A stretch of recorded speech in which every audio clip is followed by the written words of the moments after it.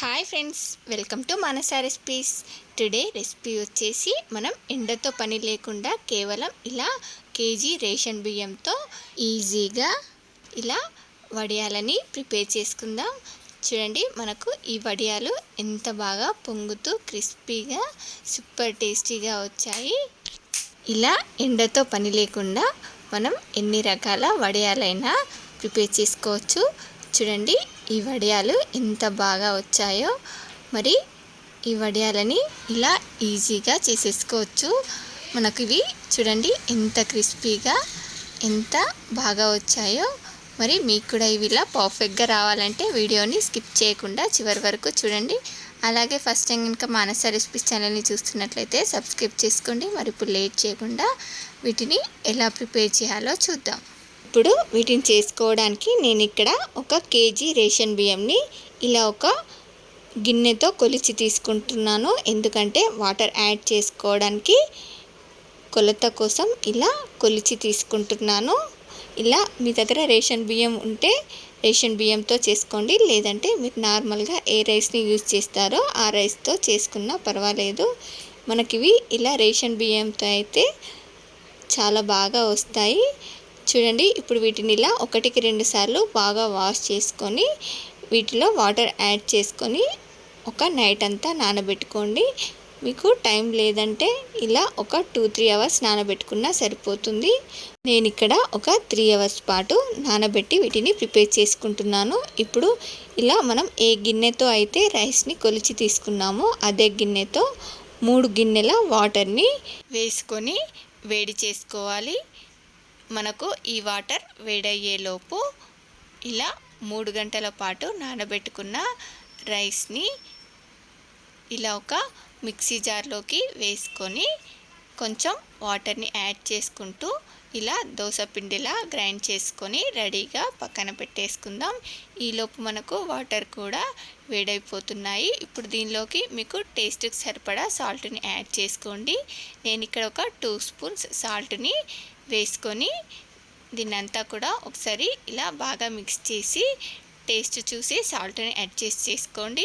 మనకు ఈ వాటర్ కొంచెం ఉప్పగా ఉంటే మనకు ఇది ఉడికిన తర్వాత సాల్ట్ కరెక్ట్గా సరిపోతుంది. చూడండి, ఇప్పుడు మంటని సిమ్లో పెట్టేసి ఇలా ఈ పిండిని ఇలా బాగా కలుపుకుంటూ యాడ్ చేసుకోవాలి. గడ్డలేమీ కట్టకుండా ఇలా బాగా కలుపుకోవాలి. దీన్నంతా కూడా ఇలా బాగా కలుపుకున్న తర్వాత ఇప్పుడు దీనిలోనికి ఇలా ఒక 4 టీ స్పూన్ల నువ్వులు అలాగే ఒక టీ స్పూన్ వాముని వేసుకొని దీన్నంతా కూడా ఒకసారి ఇలా బాగా కలుపుకోవాలి. ఇలా గడ్డలేమీ లేకుండా ఇలా సాఫ్ట్గా కలుపుకోవాలి. మనకు రేషన్ బియ్యంతో అయితే ఇలా పిండి మనకు కొంచెం జిగటగా పిండి చాలా బాగుంటుంది. అదే వేరే బియ్యం అయితే మీరు ఒక 1/2 కప్పు వాటర్ని ఎక్కువగా యాడ్ చేసుకోండి. దీన్నంతా కూడా ఇలా కలిపి మూత పెట్టి మధ్య మధ్యలో ఇలా కలుపుకుంటూ మంటని సిమ్లో పెట్టి మూత పెట్టి ఉడికించుకోవాలి. ఈ పిండి మొత్తం మనకు ఇలా ట్రాన్స్పరెంట్గా అవుతుంది. అప్పుడు స్టవ్ ఆఫ్ వేసి మూత పెట్టి దీన్ని ఒక అరగంట పాటు చల్లార పెట్టుకోండి. మనకిది చల్లారిన తర్వాత ఇలా ఒక మురుకుల గొట్టాన్ని తీసుకోండి. చూడండి, ఇలా మురుకుల గొట్టంని వాటర్లో పెట్టి వాటర్ మొత్తం వంపేసి తీసుకోవాలి. ఇలా తీసుకోవడం వల్ల మనకు మురుకుల గొట్టానికి పిండి ఎక్కువగా అంటుకోకుండా ఉంటుంది. అలాగే చేతిని ఇలా తడి చేసుకుంటూ మనం పిండిని ఇలా పెట్టుకోవాలి. మనం చేతిని తడి చేసుకోవడం వల్ల చేతికి కూడా పిండి ఎక్కువగా అంటుకోకుండా వస్తుంది. ఇప్పుడు ఇలా చేతిని తడి చేసుకుంటూ మనం ఇలా చిన్న చిన్న ముద్దల్లా చేసి పెట్టుకోవాలి. ఇలా చేసి పెట్టుకుంటే మనకు చేసుకునేటప్పుడు ఒక్కరమైనా ఈజీగా మురుకుల గొట్టంలో ఇలా పిండిని పెట్టుకుంటూ ఫటాఫట్గా చేసేసుకోవచ్చు. చూడండి, ఇలా కొన్ని చేసుకొని మిగతా పిండి పైన ఆరిపోకుండా మూత పెట్టుకోండి. అలాగే వీటిపై కూడా ఏదైనా ఒక తడి క్లాత్ని కప్పి పెట్టండి. చూడండి, ఇప్పుడు ఈ వడియాలని ఇలా ఒక కాటన్ క్లాత్పై ఒత్తుకోండి. ఇలా మురుకుల గొట్టంతో ఇలా ఈజీగా వడియాలని ప్రిపేర్ చేసుకోవచ్చు. వీటిని మీరు ఏ షేప్లో కావాలంటే ఆ షేప్లో ఇలా వడియాలను పెట్టుకోవచ్చు.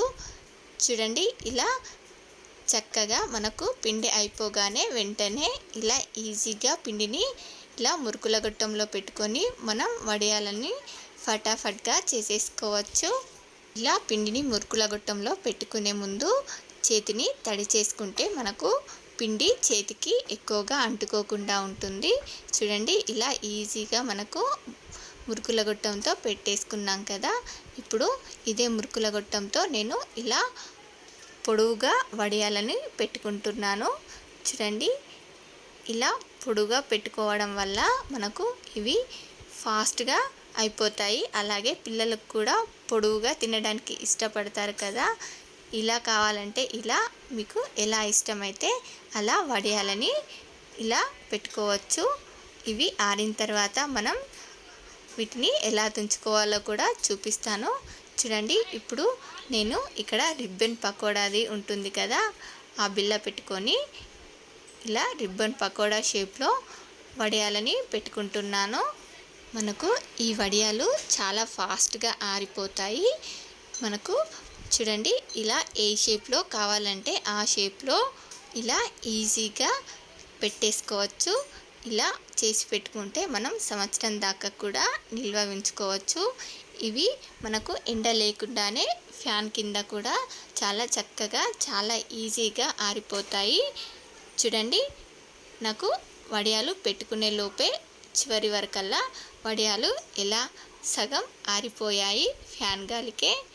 చూడండి, నేను వీటిని ఎండలో పెట్టకుండానే ఇలా నెక్స్ట్ డే కల్లా వడియాలు ఎంత బాగా ఆరిపోయాయో చూడండి. ఇప్పుడు ఈ వడియాలని తీసుకోవడానికి చూడండి, వీటిని ఇలానే తీస్తే విరిగిపోతాయి. ఇప్పుడు దీన్ని ఇలా రివర్స్లో చేసి దీనిపై ఇలా కొంచెం వాటర్ని చల్లుకోవాలి. చూడండి, వీటిని ఇలా కొంచెం వాటర్ని చల్లుకోవడం వల్ల మనకు ఈ వడియాలు చాలా ఈజీగా వచ్చేస్తాయి. చూడండి, మనకు ఈ వడియాలు ఎంత ఈజీగా వచ్చేస్తున్నాయో. ఇలా వాటర్ చల్లుకొని జస్ట్ ఒక 2 మినిట్స్ ఆగితే వీటిని ఇలా దులిపినా కూడా వచ్చేస్తాయి. చూడండి, మనకు చాలా ఈజీగా వచ్చేసాయి కదా. ఇప్పుడు వీటిపై కూడా వాటర్ని చల్లి ఇలా ఈజీగా తీసేసుకోవచ్చు. ఇలా మనకు ఎండతో పని లేకుండా వడియాలని ఇంట్లోనే ఫ్యాన్ కింద ఆరబెట్టుకుంటే మనకు సరిపోతుంది. ఈ వడియాలు సంవత్సరం పాటు నిల్వ ఉంచుకోవచ్చు. చూడండి, అన్నిటిని కూడా ఇలా తీసేసుకొని ఇలా పొడవుగా ఉన్న వాటిని ఇలా ఇప్పుడే పూర్తిగా ఆరకముందే వీటిని ఇలా మీకు ఏ సైజులో కావాలంటే ఆ సైజులో ఇలా తుంచుకోవచ్చు. ఇలా అన్నింటిని కూడా తుంచుకొని వీటిని మరొక 2 రోజుల పాటు ఇలా ఆరబెట్టుకోవాలి. చూడండి, మీకు ఎండ గనక వస్తే ఎండలో ఒకరోజు ఆరబెట్టుకున్నా సరిపోతుంది. లేదంటే ఫ్యాన్ కింద ఒక 2 రోజులు ఆరబెట్టుకున్నా సరిపోతుంది.